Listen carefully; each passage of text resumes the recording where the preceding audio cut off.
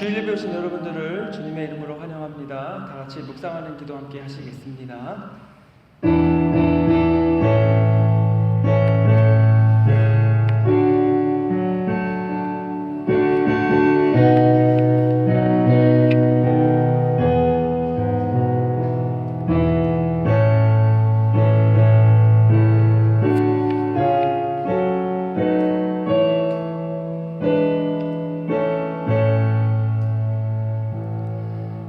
만방의 족속들아 영광과 권능을 여호와께 돌릴지어다. 여호와께 돌릴지어다. 여호와 이름에 합당한 영광을 그에게 돌릴지어다. 좋으신 아버지 하나님 감사합니다. 저희들이 성일을 맞아 주님께 예배하기 위해 이 자리에 모였사오니 주님 저희가 드리는 예배를 기뻐 받으시고 홀로 하나님께서만 영광 받아 주시옵소서. 저희의 주님께 예배 드리고자 하는 마음이 주일뿐 아니라 일주일 내내 계속되게 하시고 저희들 주님과 함께 동행하는 복된 믿음의 한 주 되도록 또한 돌봐 주시옵소서. 우리를 권하신 예수 그리스도의 이름으로 기도했습니다.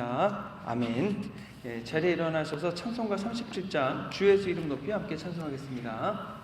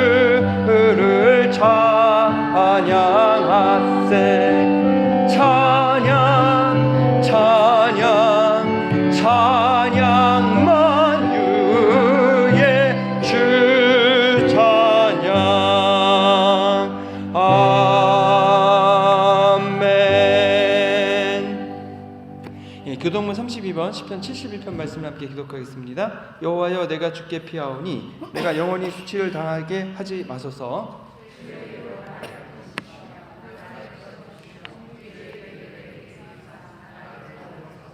주는 내가 항상 피하여 숨을 바위가 되시소. 주께서 나를 구원하라 명령하셨으니 나의 하나님이여 나를 악인의 손 곧 불의한 자와 흉악한 자의 정중에서 피하게 하소서.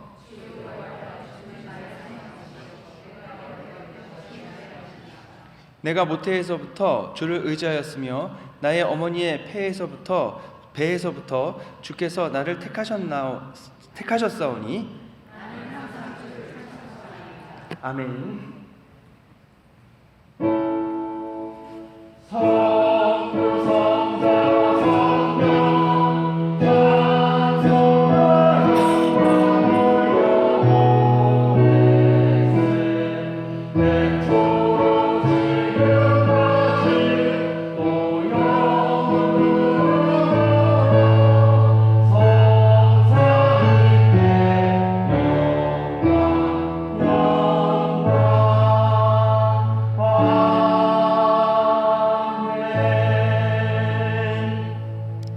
전능하사 천지를 만드신 하나님 아버지를 내가 믿사오며 그 외아들 우리 주 예수 그리스도를 믿사오니 성령으로 잉태하사 동정녀 마리아에게 나시고 본디오 빌라도에게 고난을 받으사 십자가에 못 박혀 죽으시고 장사한 지 사흘 만에 죽은 자 가운데서 다시 살아나시며 하늘에 오르사 전능하신 하나님 우편에 앉아 계시다가 저희로서 산자와 죽은 자를 심판하러 오시리라. 성령을 믿사오며 거룩한 공회와 성도가 서로 교통하는 것과 죄를 사하여 주시는 것과 몸이 다시 사는 것과 영원히 사는 것을 믿사옵나이다. 아멘. 자리에 앉으겠습니다.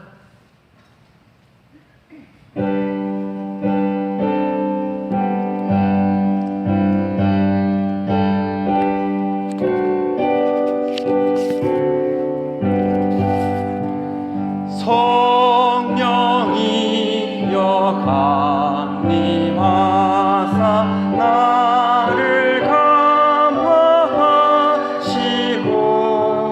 애통하며 회개한 마 충만하게 하소서. 예수여 비오니 나의 기도 들으사 애통하며 회개한 마 충만하게 하소서. 성령이여 강림하사 크신 권능 주소서. 원하옵고 원하오니 충만하게 하소서. 예수여 비오니 나의 기도 들으사 애통하며 회개한 맘 충만하게 하소서. 힘이 없고 연약하나 엎드려서 비오니 성령 강림하옵소서. 충만하게 하소서. 예수여 비오니 나의 기도 들으사 애통하며 회개한 맘 충만하게 하소서. 정케하고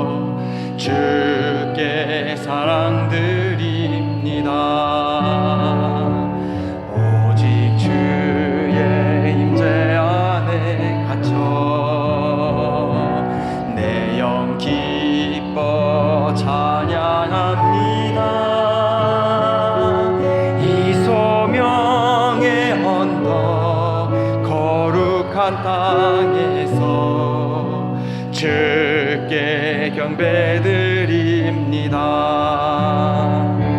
주께서 주신 모든 은혜 나는 말할 수 없네. 내 영혼 즐거이 주 따르렵니다. 주께 내 삶 드립니다.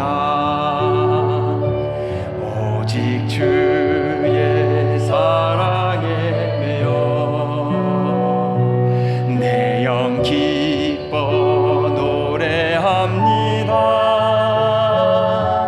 이 소망의 언덕 기쁨의 땅에서 주께 사랑 드립니다.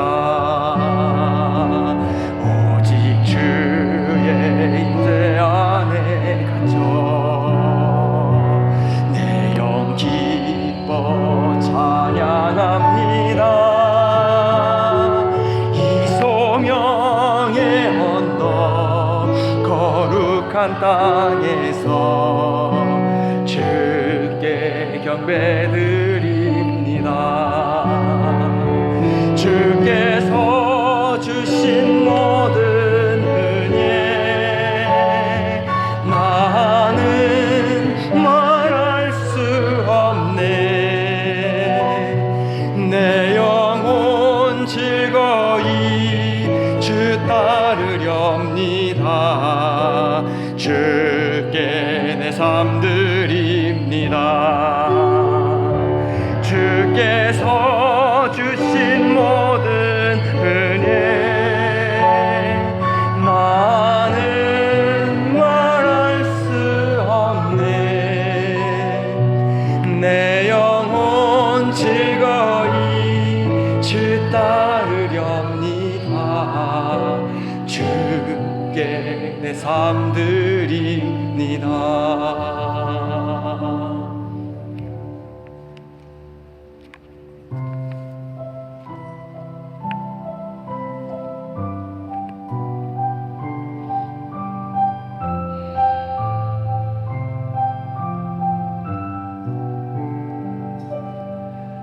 그대 폭풍 속을 걷고 있을 때 비바람을 마주해야 할 때 불빛조차 보이지 않아도 그대 혼자 걷지 않을 거예요. 두려움 앞에서 하늘을 보아요. 외로운 그대여 걱정 마요. 꿈꾸는 그 길을 또 걷고 걸어요. 그대 혼자 걷지 않을 거예요. 그대 폭풍 속을 걷고 있을 때 비바람을 마주해야 할 때 불빛조차 보이지 않아도 그대 혼자 걷지 않을 거예요. 두려움 앞에서 하늘을 보아요. 외로운 그대여 걱정 마요. 꿈꾸는 그 길을 또 걷고 걸어요. 그대 혼자 걷지 않을 거예요. 그대 폭풍 속을 걷고 있을 때 비바람을 마주해야 할 때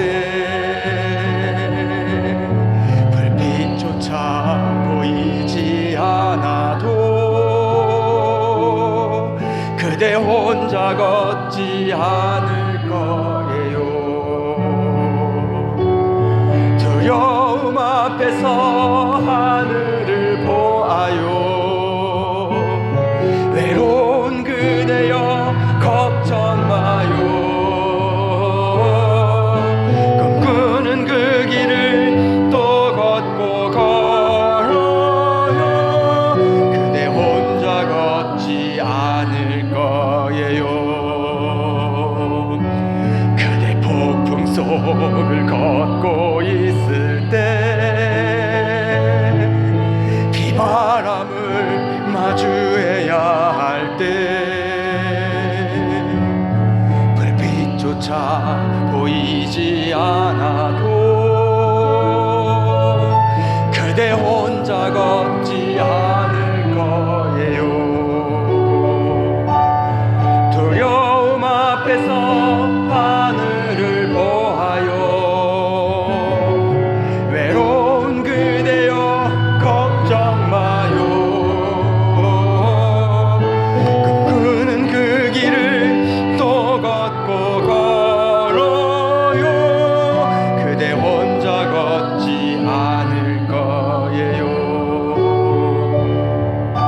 두려움 앞에서 하늘을 보아요. 외로운 그대여 걱정 마요. 꿈꾸는 그 길을 또 걷고 걸어요.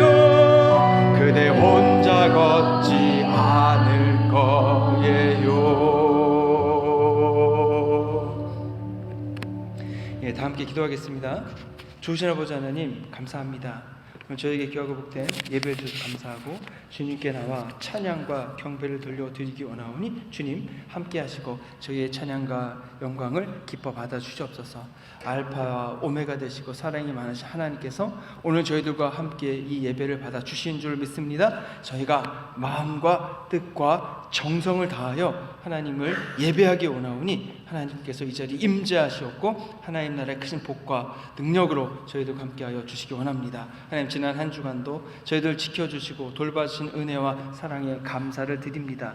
기도에 응답하여 주심도 감사하고, 때로 저희들이 잘못된 길로 가려고 할 때에 저희들로 깨닫게 하사 다시금 주님의 온전한 계획 가운데 설 수 있게 해주심도 감사합니다. 때로는 잘못된 것들을 보여주시고 하나님께서 무엇이 문제인지를 깨닫게 하셔서 주님의 은혜 가운데에서 고쳐나갈 수 있도록 가르쳐 주심도 감사합니다. 하나님, 저희들의 믿음과 신앙이 조금 더 주님께 가까이 나가고 예수님을 닮아갈 수 있도록 역사해 주시기 원합니다. 그럼에도 불구하고 주님, 여전히 마음속에 불평이 있고 원망이 있고 욕심이 가득하고 교만하고 거만하고 이기심이 가득합니다.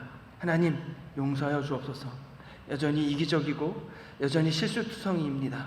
하나님, 주님을 저희의 심령 깊은 곳에 모셔드리기 원하오니 주님이 오심을 가로막는 모든 죄와 악을 드러내 주셔서 깨닫게 하시고 그 죄와 악으로부터 돌아설 수 있도록 하여 주시옵소서. 주님이 주시는 은혜와 돌보심 가운데에서 하나님, 모든 죄와 악을 다 용서해 주셔서 저희들을 눈과 같이 양털과 같이 깨끗하게 하여 주시기 원합니다.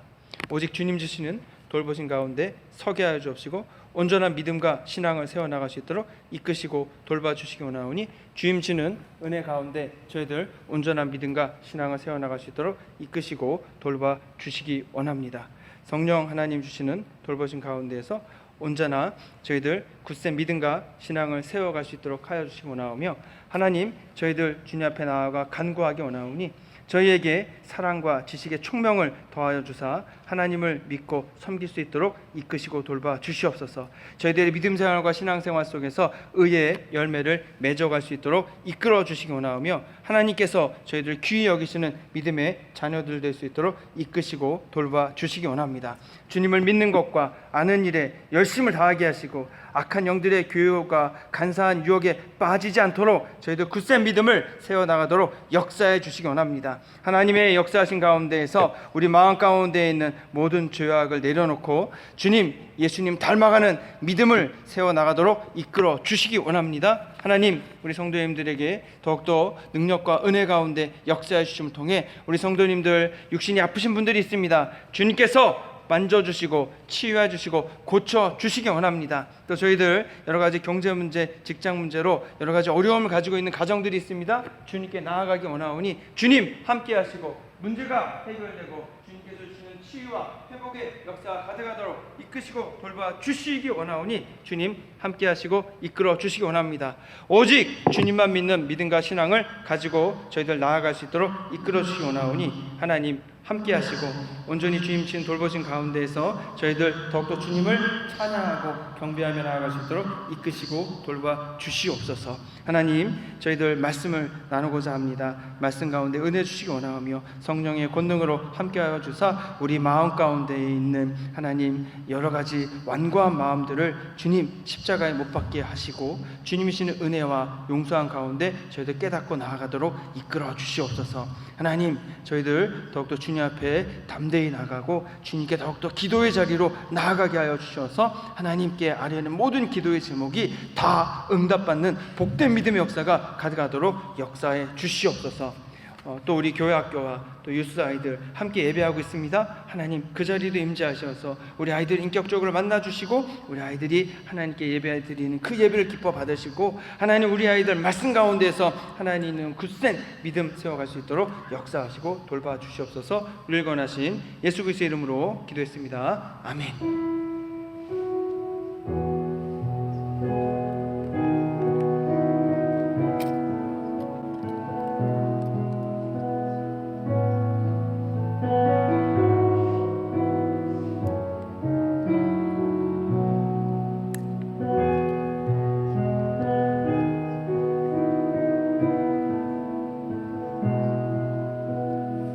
오늘 나누실 하나님 말씀은 사도행전 13장 42절부터 52절입니다. 자리에 일어나셔서 한 절씩 나누어 읽도록 하겠습니다. 그들이 나갈새 사람들이 청하되 다음 안식일에도 이 말씀을 하라 하더라.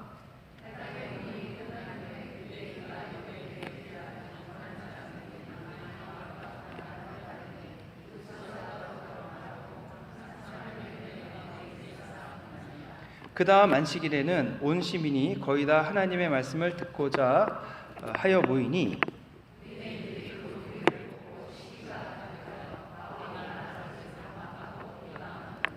바울과 바나바가 담대히 말하여 이르되 하나님의 말씀을 마땅히 먼저 너희에게 전할 것이로되 너희가 그것을 버리고 영생을 얻기 합당하지 않은 자로 자처하기로 우리가 이방인에게로 향하노라.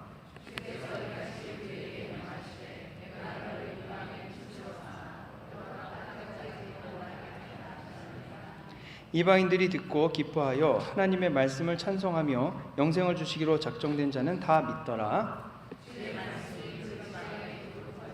이에 유대인들이 경건한 기브인들과 그 신의 유력자들을 선동하여 바울과 바나바를 박해하게 하여 그 지역에서 쫓아내니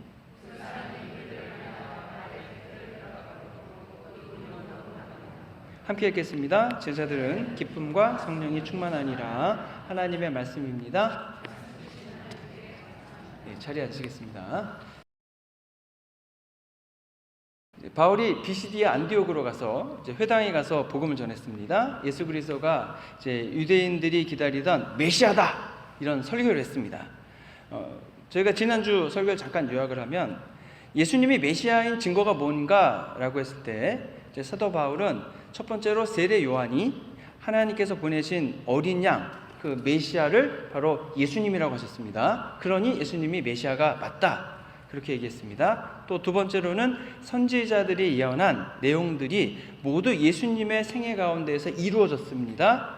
예수님이 비록 나무에 달려 죽은 저주를 받았지만 다시 살아남을 통해서 죽음의 저주를 생명의 부활로 바꾸셨습니다. 예수님의 부활이 이제 예수님이 부활하셨다는 것을 어떻게 믿을 수 있냐면 예수님이 부활하신 다음에 부활하신 예수님을 많은 사람이 만났기 때문에 그것이 증명이 된다는 겁니다. 심지어 사도 바울도 내가 부활하신 예수님을 직접 만났기 때문에 믿었다 그렇게 얘기를 합니다.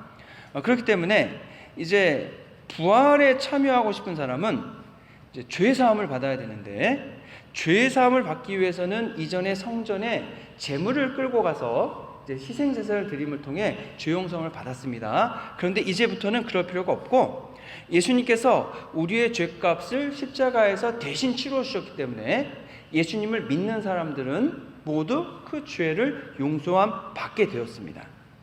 그렇기 때문에 이제 예수님 믿는 사람들에게는 구원이 선포되는 거고 하나님의 자녀가 되는 역사가 일어나는 겁니다.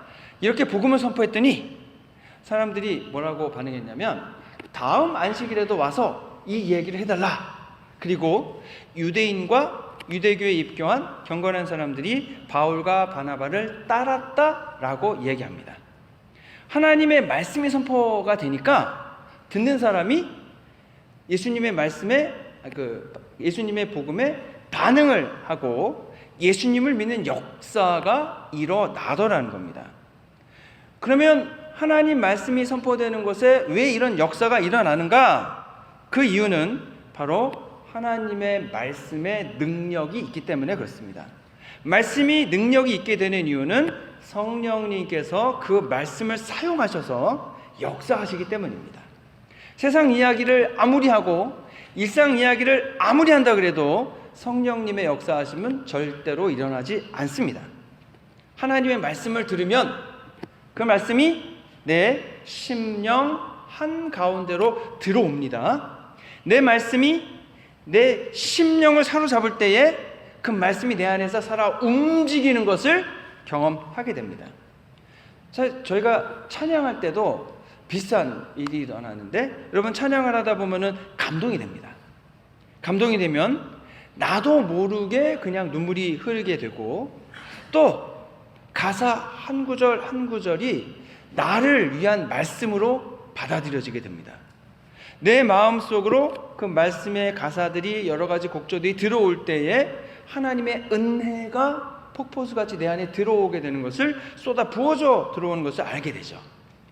어떤 때는 그 찬양의 가사를 통해 슬픔의 감정을 느낍니다. 어떤 때는 그 찬양의 가사가 용기를 주고 기쁨을 주고 감사함을 주게 됩니다. 어떤 때는 불안하고 답답한 마음이 평안해지기도 하죠.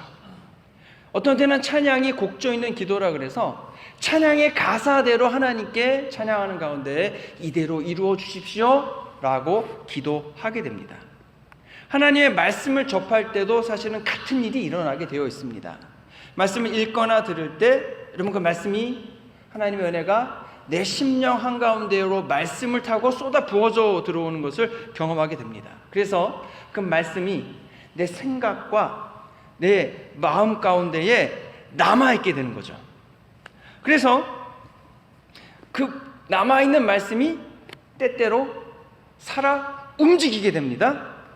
때로는 부드러운 말씀이 되기도 하고 때로는 불과 같은 말씀이 되기도 하고 때로는 강력한 능력이 돼서 내 안에 들어오게 됩니다.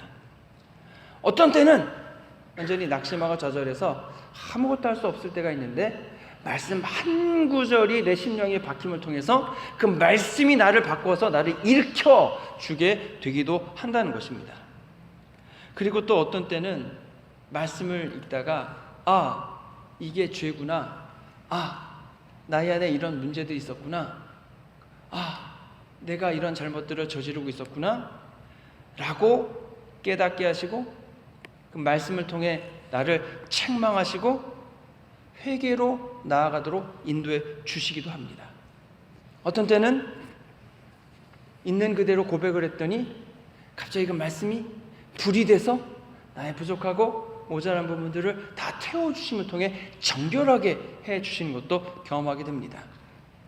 하나님의 말씀이 여러분 내 안에서 이렇게 살아 움직이고 생생하게 역사하시는 것을 경험하면 하나님을 믿지 말라고 해도 안 믿을 수가 없습니다. 왜 그렇습니까? 하나님이 내 안에서 역사하고 계시는데 말씀을 통해 살아 역사하고 계시는데 여러분 하나님이 살아계시지 않다는 것을 어떻게 내가 증명할 수 있겠습니까?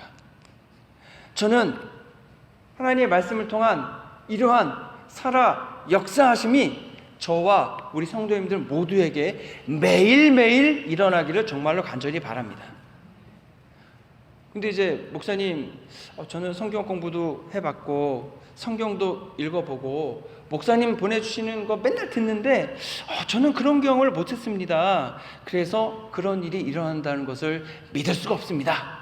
이렇게 말씀하실 수도 있죠. 그런데 여러분, 제가 누누이 말씀드리지만 거꾸로 생각하시라 그랬습니다. 나에게는 그런 경험이 없지 않습니까? 그러면 나에게도 없고 다른 사람 모두에게도 그런 경험이 없다면 뭐 없을 수 있는 거죠.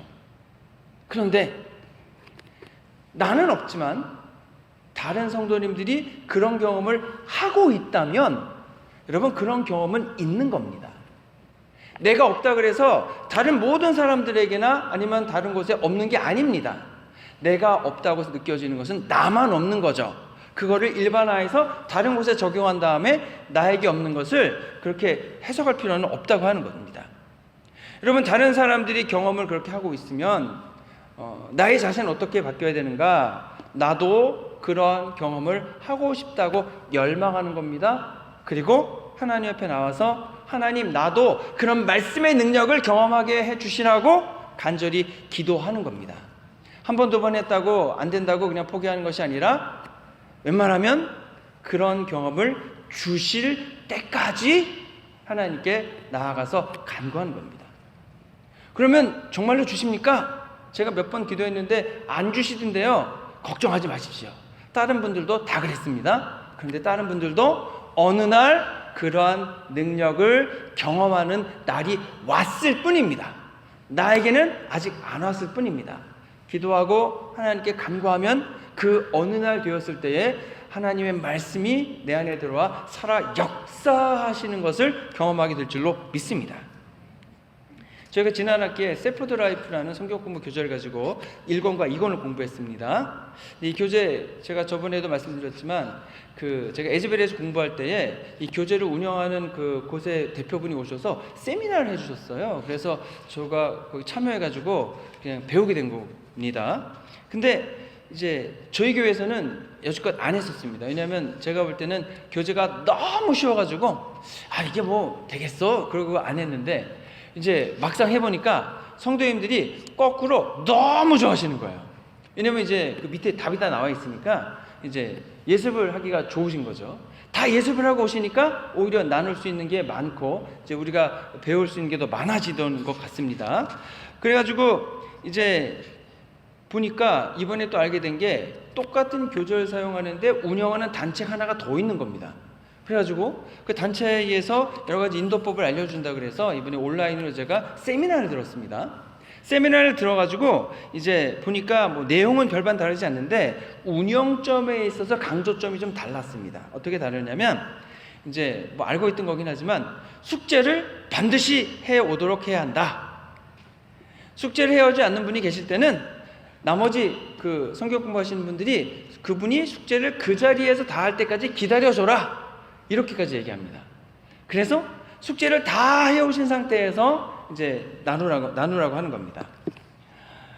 그리고 배운 내용을 일상에서 실천할 수 있는 과제 하나씩을 스스로 정해서 그 과제를 주중에 실천해 오도록 해야 한다.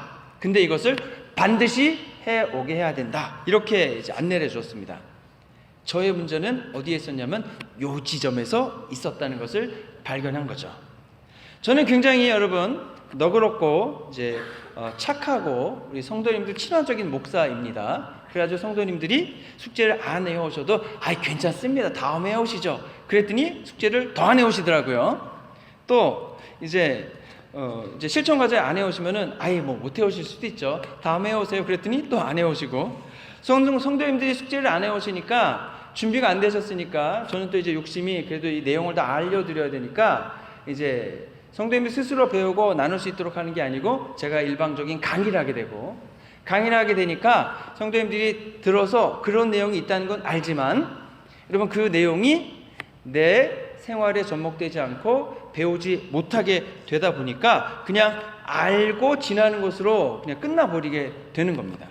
그런데 여러분 하나님의 말씀을 잘 배워야 되는데 하나님의 말씀은 그렇게 배워지지가 않더라는 거죠.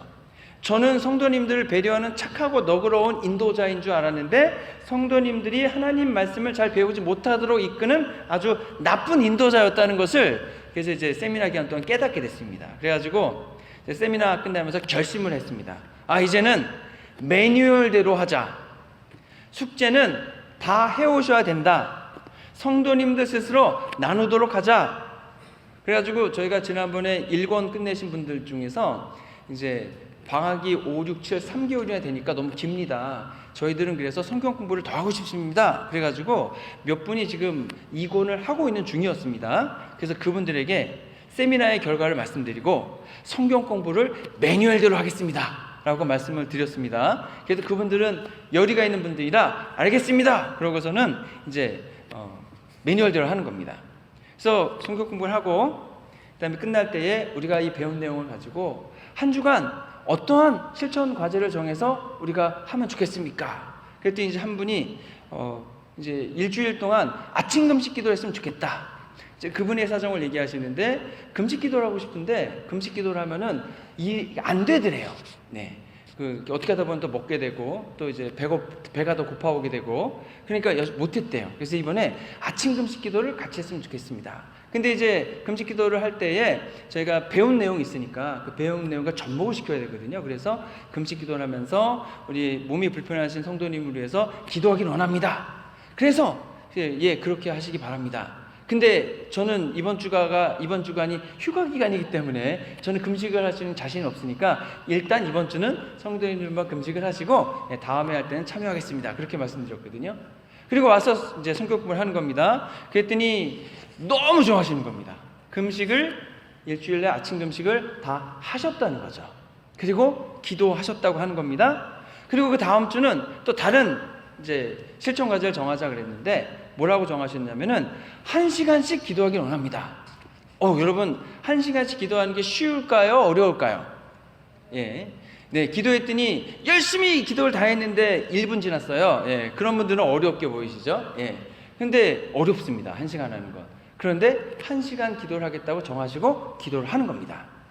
근데 이제 중간에 카톡이 왔어요. 카톡이 왔는데 우리가 1시간씩 기도했는데 우리가 기도의 응답이 왔습니다. 그리고 어떤 응답이 왔는지 쭉 적어주셨는데 제가 봐도 이건 기적이에요. 제가 봐도 일어날 수 없는 일이 일어난 겁니다. 그래가지고 이제 기도 응답을 받은 거죠. 자, 그러니까 여러분 말씀을 배우고 그 말씀을 머릿속에 알고만 지나는 게 아니고 우리의 일상생활 속에서 실행해 나갈 때에 여러분 그 말씀의 내용이 그대로 이루어지더라 라고 하는 겁니다. 기도하면 기도의 응답이 있고 말씀이 지식적으로 아는 것이 아니라 그 말씀이 살아서 나의 생활 속에 적용이 되고 나는 변화를 경험하게 됐다고 하는 겁니다. 말씀을 배워서 이런 내용이 있구나 아는 것으로 멈춰서는 안 된다는 겁니다. 이제 주일날 제가 설교를 하면은 여러분이 이런 내용이 있다 이런 거 알고 가시죠. 근데 알고 가는 것으로 그냥 끝나면은요 변화가 없습니다. 그 알고 배운 내용을 새롭게 나눈 내용을 일주일의 삶 속에서 그대로 실행하고 적용해 보아야 됩니다. 적용이 되면 이제 그게 말대로 쉽게 되진 않습니다. 될 때가 있고 안 될 때가 있고 되면은 감사한 거고 안 되면은 그 지점이 내가 하나님의 말씀 앞에서 하나님 앞에서 변화되어야 되는 부분입니다. 그 안 되는 부분을 가지고 기도하고 씨름하다가 보면은 주님의 도우심과 은혜와 능력으로 변하게 됩니다. 그때에 비로소 나의 믿음과 신앙이 더 바뀌게 되는 거죠. 우리가 여러분 성경 공부를 통해 배우고 여러분 함께 기도하고 여러분 그러는 가운데에 내가 변화될 때에 신앙생활이 재밌게 되고 하나님의 살아의 역사하심을 경험하게 되는 겁니다. 그렇기 때문에 여러분 제가 가을에는 풍성한 삶이라는 아주 쉽고 재미있는 성경 공부를 또 준비해 놨습니다. 그럼 어떻게 하시면 좋겠습니까? 다들 오셔가지고 함께 그 성경 공부를 나누시면 여러분 큰 은혜가 될 줄로 믿습니다. 8명이나 10명 사이에서 하게 되는데 또 좋은 게 뭐냐면 다 줌으로 할 거거든요. 그럼 여러분 시간을 자유롭게 하시면 됩니다. 꼭 주일 오후에 안 해도 되고 여러분 편한 시간에 정해서 하면 되니까 여러분 원하시면은 셀별로도 개설해 드릴 수 있습니다. 줌으로 하기 때문에. 자, 그러니까 여러분 잘 생각해 보시기 바랍니다. 똑같이 신앙생활하는데 어떤 분은 은혜 받고 어떤 분은 기도에도 응답이 있고 어떤 분은 말씀 가운데서 큰 감동과 감격이 있는데 나도 똑같이 신앙생활하는데 나에게 없다면 여러분 너무 속상하고 억울하지 않으시겠냐고 하는 거죠. 조금 더 시간 할애하시고 조금 더 말씀을 진지하게 여기시고 그 말씀을 받아들임을 통해서 변화되고자 하는 소망을 가지고 기도해 나가면 분명히 하나님께서 역사해 주셔서 성령님이 말씀 가운데 내 심령 안에 살아 움직이고 역사하신 것을 경험하게 되실 줄로 믿습니다. 이때는 아멘 한번 하시면 좋겠습니다. 믿습니다. 예, 아멘 하신 분들은 다 성경 공부에 등록하실 줄로 믿습니다. 네.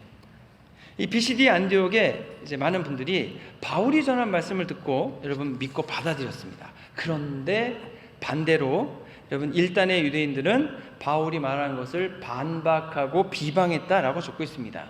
본문 45절에 보니까 유대인들이 그 무리를 보고 시기가 가득했다라고 적었습니다. 사도행전을 기록한 저자 누가가 유대인들이 바울을 반대하게 된 이유로 콕 집어서 시기를 적은 것입니다. 그러면 이 시기는 유대인들에게 왜 생겼는가? 유대인들은 많은 사람들이 바울을 따르는 것을 보고 시기를 했습니다. 비시디아 안디옥 회당에는 유대인도 있었고 유대교에 입교한 경건한 사람들이 있었다라고 합니다. 유대인들이야 당연히 회당에 나오는 게 맞고요. 이 유대교에 입교한 사람들은 다릅니다. 이분들은 로마 사람들 이방인들입니다. 이방인에서 유대교로 개종을 한 겁니다. 당시 유대교로 여러분 개종하는 것은 결코 쉬운 일이 아닙니다. 왜냐하면 여러분 이미 로마에는 황제 숭배를 비롯해서 주피터 신 무슨 신 다 신들이 있습니다. 로마에 의해 정복된 나라의 종교를 믿는 것이 낫겠습니까? 그 나라들을 점령한 로마의 신을 믿는 게 더 낫겠습니까? 더군다나 유대교로 개종하기 위해서는요 포기해야 할 것이 너무 많습니다. 치료할 대가가 많다는 말입니다. 예를 들어서 여러분 유대교로 개종하려면 율법을 다 지켜야 됩니다. 그런데 안식일 하나만 지키려고 해도 간단하지 않습니다. 지금이야 저희가 썬데이에 다 쉬니까 문제가 없지만 옛날에는 쉬지 않았습니다. 다 일하는데 나 혼자 안식일에 쉬겠다고 쉬면은 누가 환영을 하겠습니까? 다른 사람은 다 장사해서 돈을 버는데 나만 안식일에 쉬어서 장사를 못한다. 손해가 얼마나 막심하겠습니까? 여러분 또 음식 규례는 얼마나 까다롭습니까? 먹지 못하는 게 되게 많지 않습니까? 그러면 막상 시장에 갔을 때에 내가 사서 먹을 수 있는 게 별로 없게 됩니다. 또 여러분 할례를 받아야 되는데 아기 때 응애할 때 받는 거랑 성인이 돼서 그 할례를 받는 거랑은 엄청나게 큰 차이가 있죠. 여러분 유대교로 개종하는 것이 어렵기 때문에 유대인들이 이방인 개종자 한 명을 얻는 것이 얼마나 어려운지 모릅니다. 그럼에도 불구하고 유대교로 개종하는 사람들이 있었고 회당에는 그 개종한 로마 사람들이 있는 겁니다.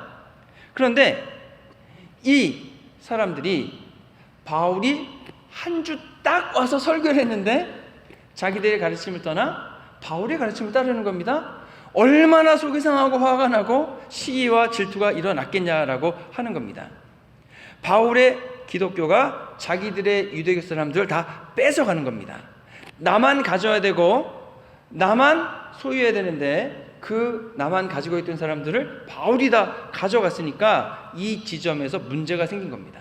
여러분 시기는 나와 다른 사람들을 비교하는 가운데 생기게 됩니다. 내가 가지고 싶은 게 있습니다. 그런데 나는 없습니다. 그런데 이 사람은 가지고 있는 겁니다. 그랬을 때에 나는 가지고 싶은데 없네 하면서 그 사람을 시기하게 되어 있습니다. 그래가지고 시기하면 어떻게 되느냐? 가지고 있는 사람이 부러운 동시에 없는 내가 초라해지게 됩니다. 그 초라해지게 되는 그 마음을 보상받기 위해서 어떻게 하냐면 시기하는 말을 하게 되어 있습니다. 그래서 오늘 그 본문에서도 유대인들이 기독교 민들 그리고 바울과 바나바를 폄훼하고 악담을 했습니다. 험담을 했습니다. 그리고 나서 계속 그 시기의 마음이 진행이 되게 되면 행동으로 표출되게 되어 있습니다. 사실 여러분 내가 이것을 가지고 싶은데 나는 가지고 있을 위치에 있지 않습니다. 그러면은 상대방은 가지고 있지 않습니까? 그럼 어떻게 해야 됩니까? 내 이 상한 마음을 보상받기 위해서 상대방을 끌어내려야 됩니다. 어디까지 내려야 됩니까? 적어도 나와 동등한 위치까지 끌어내려야 내 마음이 보상을 받습니다. 그리고 궁극적으로는 나보다 낮은 자리로 끌어내려야 되죠. 어떤 방식으로 끌어내릴 것인가? 처음에는 말로 끌어내리는 겁니다. 그 사람에 대해서 뭐 단점을 얘기하고 뭐 그 사람은 뭐 이런 문제가 있고 뭐 그 사람은 어떻고 저떻고, 그 사람이 어떤 잘함을 통해서 실력을 통해서 얻은 것도 아유 그건 뭐 운이 좋은 거지 뭐 다음에 그게 되겠어 하고서 또 폄하를 하는 겁니다. 그 다음에 말로 안 되면은 행동으로 나가게 되는데, 말이 안 되니까 나 혼자 안 되니까 다른 사람을 끌어들여가지고 같이 뭐 해가지고 경쟁을 하고 뭐 공경을 하고 이렇게 되는 거죠. 그래서 이 유대인들이 바울과 바나바를 다른 유대인들과 관원들과 합세해서 어떻게 했습니까? 내쫓았습니다. 비시디아 안디옥에서 아예 내쫓아버렸어요. 이런 행동으로 넘어가게 되는 겁니다. 그래서 여러분, 시기에 사로잡히게 되면 속상한 마음 자체로 끝나는 것이 아니고 반드시 행동으로 이어지는데, 그 행동을 하나님은 악하다, 죄다 라고 말씀을 하십니다. 성경에 여러분 시기 때문에 망한 사람들이 많이 있습니다. 여러분 한번 생각해 보십시오. 시기 질투 때문에 망한 사람이 누가 있죠? 제일 먼저 나오는 사람, 창세기에 아담과 하와가 누굴 낳았습니까? 가인과 아벨을 낳았죠. 가인과 아벨이 하나님께 제사를 드렸는데 하나님이 아벨의 제사는 받으시고 가인의 제사는 받지 않았습니다. 그랬을 때에 가인에게 시기하는 마음이 생겼습니다. 그래서 어떻게 했습니까? 저 아벨이 없어지면 하나님이 내 제사를 받으시겠지? 그러고서 아벨을 죽여 없애버렸습니다. 그 다음에 여러분, 가인에게 있어서 올바른 방향은 어떤 것이었습니까? 아벨을 없애는 게 아닙니다. 왜 하나님이 나의 제사를 받지 않으시는지를 알고서 자신을 바꿔 나가면 되는 겁니다. 여러분, 이때의 문제 해결은 시기하는 대상에게 있는 게 아니고 시기하고 있는 나에게 있는 겁니다. 요셉과 형제들은 어떻습니까? 요셉과 10형제가 있는데 이제 요셉의 형들 10명이 요셉을 시기합니다. 왜냐하면 아버지가 요셉만 사랑합니다. 요셉이 없어지면 아버지의 사랑이 우리들에게로 흐르겠지, 향하겠지.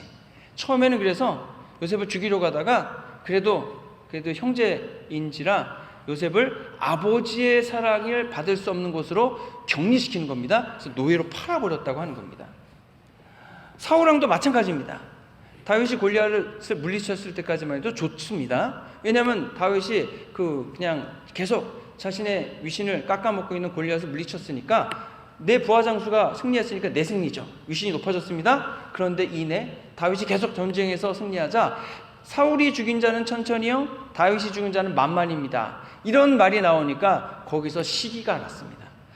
사울이 죽인 자가 만만이고 다윗이 죽인 자가 천천히여야 되는 거죠.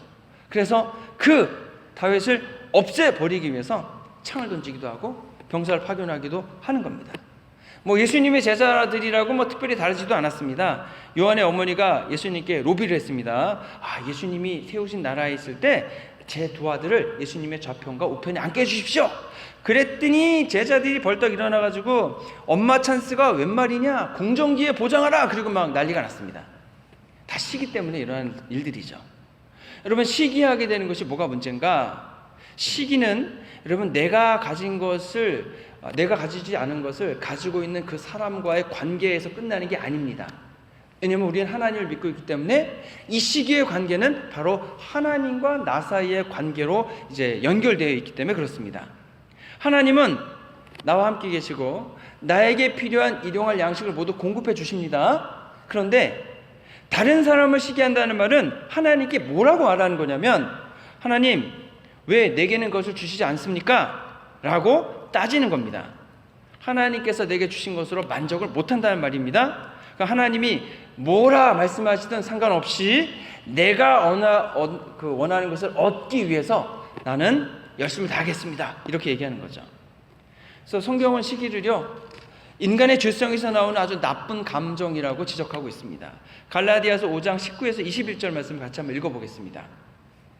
육체의 일은 분명하니 곧 음행과 더러운 것과 호색과 우상숭배와 주술과 원수 맺는 것과 분쟁과 시기와 분냄과 당지는 것과 분열함과 이단과 투기와 술 취함과 방탕함과 또 그와 같은 것들이라 전에 너희에게 경계한 것 같이 경계하노니 이런 일을 하는 자들은 하나님의 나라를 유업으로 받지 못할 것이요.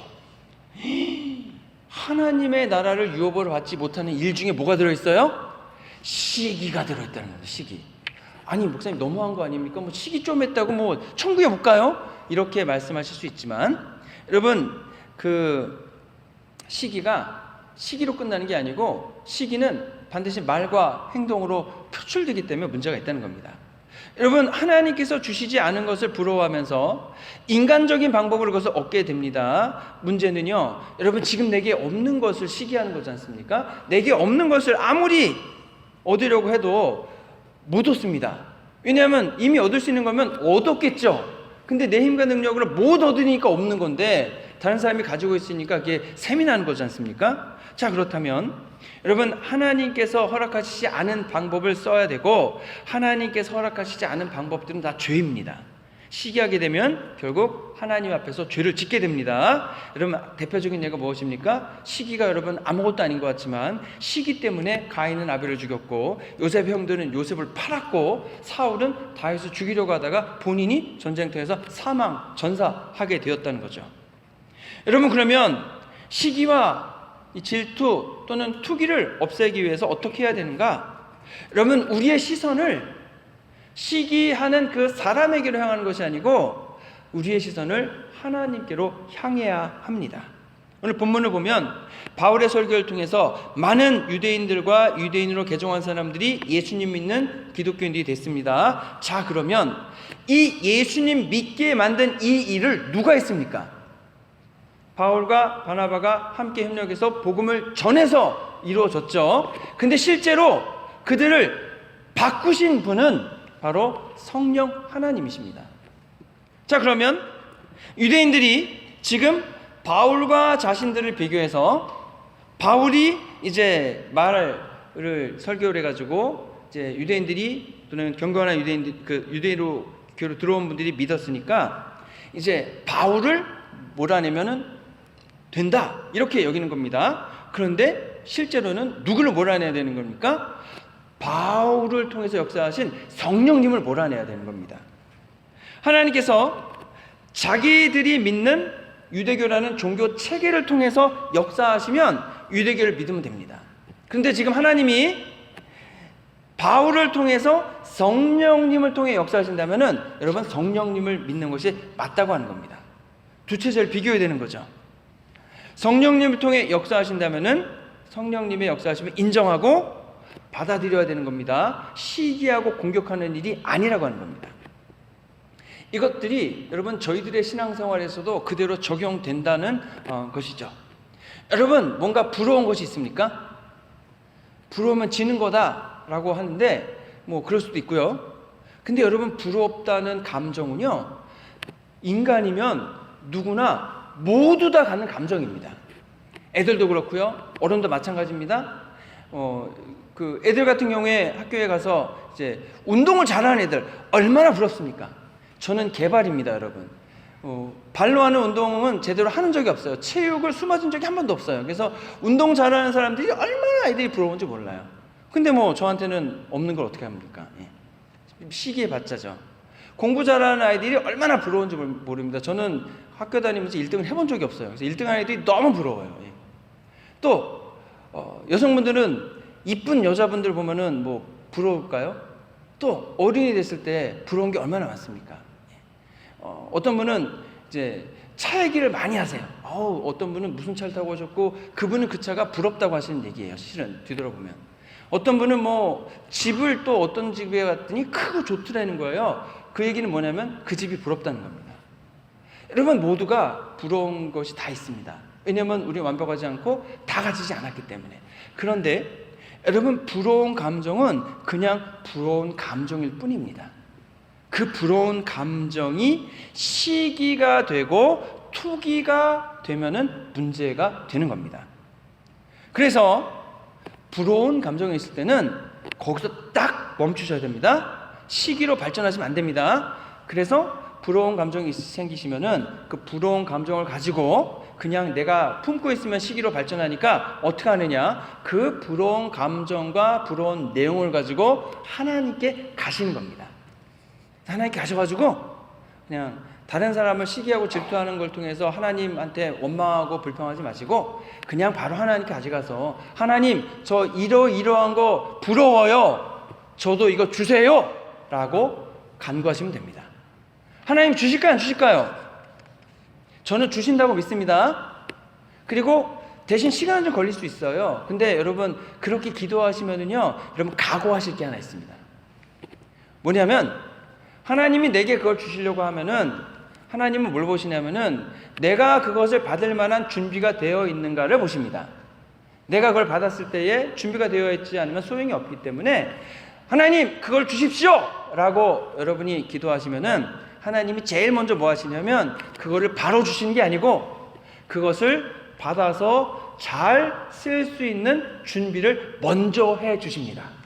근데 언제나 우리가 나누듯이 그 일들이 여러분 축복 가운데 이루어질까요? 내가 뭔가 준비할 때에 그 자질의 향상이 고난과 어려움 가운데 준비될까요? 고난과 어려움 가운데 준비되는 경우가 많지 않습니까?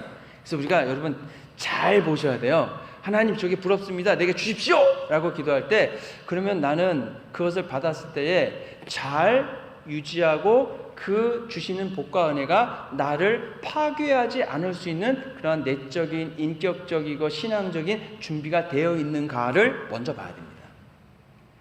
그래서 준비가 안 되어 있으면 하나님 나를 준비시켜 주실 겁니다. 근데 그 준비는 언제나 힘들고 어려운 고통의 상황 가운데에서 준비가 되더라라고 하는 겁니다. 그래서 여러분 뭔가 부러운 일이 있을 때 저는 여러분들이 다 하나님께 이제 주십시오 라고 간구하시길 바랍니다. 특히 여러분들 뭐 사는데 필요한 거 말고요, 어떤 권사님을 봤더니 기도도 많이 하시고 온유하시고 다른 사람을 많이 품고 말씀도 많이 하시고 다른 사람의 기도도 해주시고 정말 나의 신앙의 모범이 되시는 분이시다, 나도 그분과 같은 믿음과 신앙을 갖고 싶습니다, 이러한 여러분 그 결심을 하시기 바랍니다. 그럼 하나님께서 너무나 기뻐하시면서 여러분에게 하나님의 복과 은혜를 많이 베풀어 주실 줄로 믿습니다. 여러분 내가 이제 원하는 것 그것을 갖지 않았다 그래서 하나님께 불평하고 원망할 필요가 없습니다. 하나님께 주십시오 라고 간청하시면 분명히 하나님 주십니다. 그렇기 때문에 다른 사람과 비교하시지 마시기 바랍니다. 자, 옆에 있는 분들과 한 말씩 해주시기 바랍니다. 다른 사람과 비교하지 마시기 바랍니다. 옆에 있는 분들에게 한 번씩 하세요. 다른 사람과 비교하지 마시기 바랍니다. 혼자 앉아 계신 분은 혼자 하세요. 하나님 다른 사람과 비교하지 않겠습니다. 여러분 다른 사람이 가진 것을 부러워할 필요가 없어요. 필요가. 고린도후서 12장 12절 말씀을 읽겠습니다. 우리는 자기를 칭찬하는 사람들과 같은 사람으로 우리 자신을 분류하거나 비교할 수는 없습니다. 그들은 자기들이 정한 표준에 따라 자기를 평가하고 비교함으로 지혜가 없습니다. 자기들이 정한 표준에 따라 평가하고 비교해서 지혜가 없다는 겁니다. 그러면 어떤 기준으로 평가하고 비교해야 됩니까? 하나님이 가지고 계신 기준과 그런 것으로 평가해야 된다는 겁니다. 여러분 하나님이 주셔야 되는 것을 다른 사람에게 찾을 필요가 없습니다. 다른 사람과 비교해서 내가 없다고 화를 낼 필요도 없습니다. 그것을 아무리 다른 사람에게 찾아봤자 내게 되지 않습니다. 그런데 그것이 내게 될 수 있는 비결이 있다니까요. 하나님은 우리에게 그것을 주실 수 있으신 분입니다. 그럼 하나님께 나가서 달라 그래야 되는 겁니다. 우리는 사랑과 능력으로 저희들을 돌봐주시는 하나님이 있습니다. 다시 옆에 분과 말씀하겠습니다. 비교하지 말고 하나님께 나가십시다. 한 번씩 하세요. 비교하지 말고 하나님께 나가십시다. 누가 주신다? 하나님이 주십니다. 성령님께서 내게 역사해 주시기를 간구해야 합니다. 다른 사람에게 주신 것은 그 사람에게 필요한 것이고 나에게 주신 것은 내게 필요한 것입니다. 그것을 인정하는 겁니다.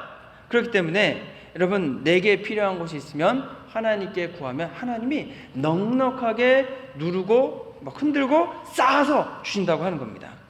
사도 바울이 이런 과정을 통해 빌립보서 4장 12절에서 어떠한 상황에서도 스스로 만족하는 법을 배웠다라고 이야기했습니다.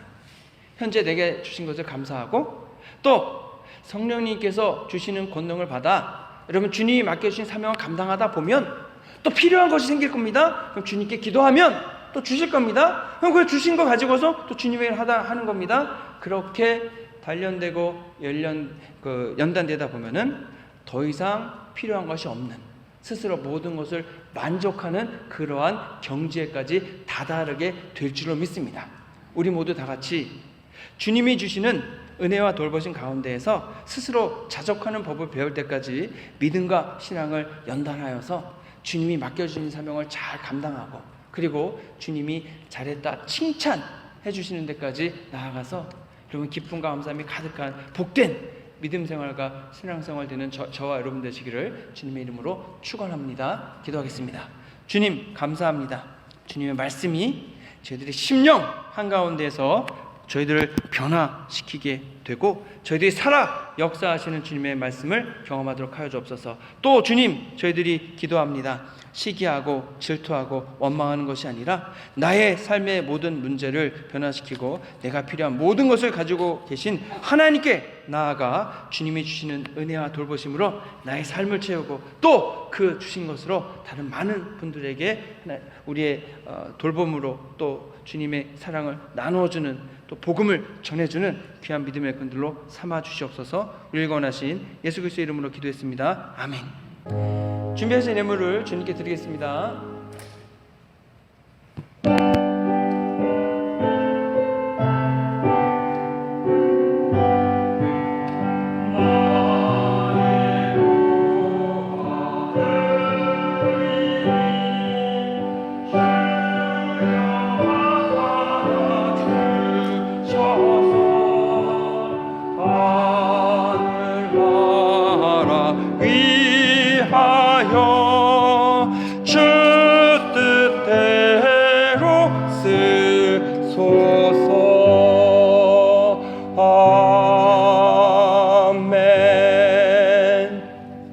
좋으신 아버지 하나님 감사합니다.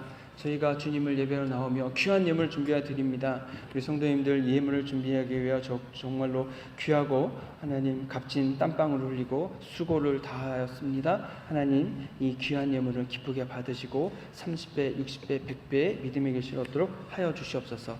오직 주님 신 돌보님과 인도하신 가운데에서 하나님 이번 한 주간도 하나님 잘 지날 수 있도록 새 힘과 새 능력을 더해주시고 나오며 저희들 마음을 다하고 뜻을 다하고 열심을 다해서 하나님 맡겨주신 믿음의 사명들 잘 감당해 나가도록 하시고, 하나님 날씨가 더워지고 있습니다. 우리 성도님들 건강 상하지 않도록 더위로부터 안전하게 지켜주시옵고, 또 먼 거리 운전하고 계시는 분들도 계시오니 하나님 운전대를 안전하게 붙들어 주셔서 하나님 주시는 강건함으로 지켜주시옵소서.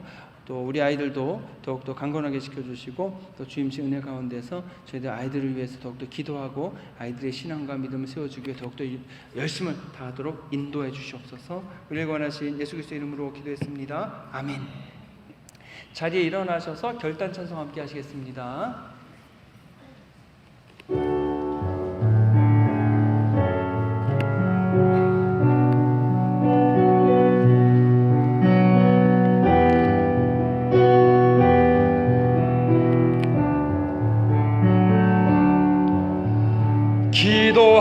기도하세요. 지금 아직 포기하지 마세요. 주님 앞에 무릎 꿇고 겸손하게 기도해 보세요. 내 앞길 가로막는 장애물 있다 해도 걱정하지 마세요. 돌아서지 마세요. 슬픔도 고통도 괴로움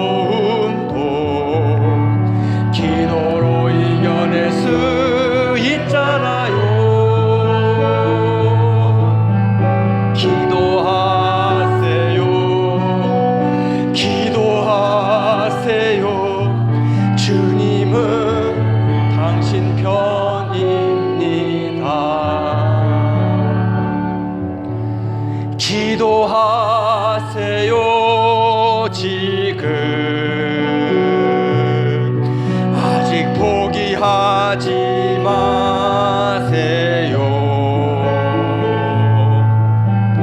주님 앞에 무릎 꿇고 간절하게 기도해 보세요. 하늘이 무너져도 절망하지 마세요. 주님 의지하세요. 믿음을 가지세요. 슬픔도 고통도 괴로움도 기도로 이겨낼 수 있잖아요.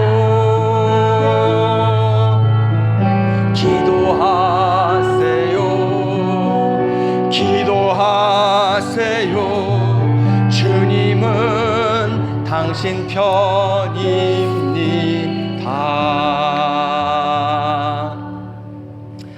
지금은 죄와 죽음에서 우리를 구원하신 예수 그리스도의 크신 은혜와 아버지 하나님의 무한하고 한량 없인 사랑과 성령의 감화 감동하심과 능력 주심이 주님이 주시는 은혜와 돌보심에 항상 감사하고 또 필요로 하는 것은 주님께 간구함을 통해 기도의 응답을 받고 주님이 베풀어 주시고 채워 주시는 것으로 주님 원하시는 믿음의 일을 감당하여 하나님께 쓰임 받고 기쁨과 감사함이 가득하기를 소원하며 나아가는 해밀턴 한인교회의 모든 성도님들 위해 이제로부터 영원토록 함께 하시기를 간절히 축원하옵나이다. 아멘.